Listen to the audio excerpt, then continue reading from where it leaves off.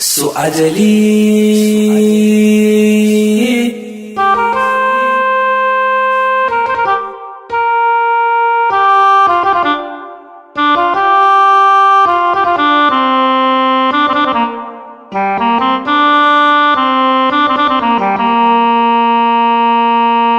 daga yau muna tabbatar da zaman lafiya a cikin wannan ƙauyen namu, ba ma son wani tashin hankali. So ajali ba sauki in ya ritsa ka loko cikin ɗaki.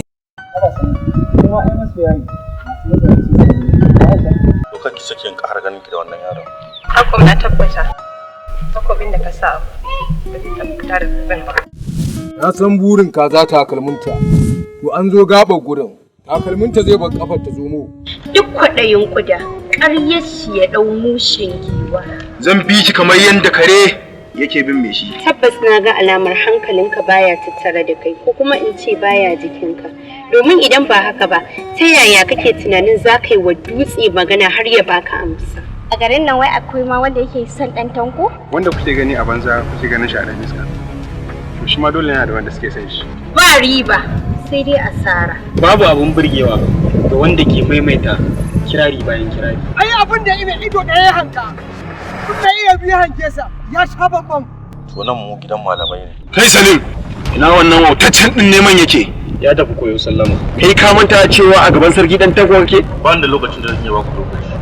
Kamal, ina jin faɗuwar gaba don Allah kamar wani abu zai kai. Tabbas wani abu zai faru yanzu nan. Ina so ka sani, tuni ma abota kimiyya sun riga sun tantance tsakanin ruwan da yake zuba daga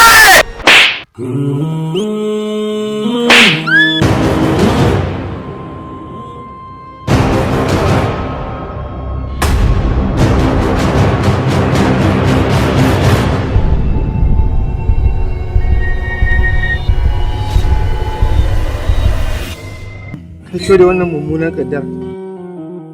Tabbas maganar ɗintanku da yake cewa so zai iya zama ajalin mutum. Don Allah ina roƙon ina so ki ɓoye wannan sirri kamar yadda ƙasa take ɓoye gawa Aisha. Kai ki sake ki faɗa a gida su Aisha. Ra'ayul ain. A ga ƴarka Aisha da wancan Yatan Kamal yana tirsasa ta ya mata fyaɗe. ya mata. Kwarai kuwa. Allah kuma babban uwa babban uwan da kawai. So ajali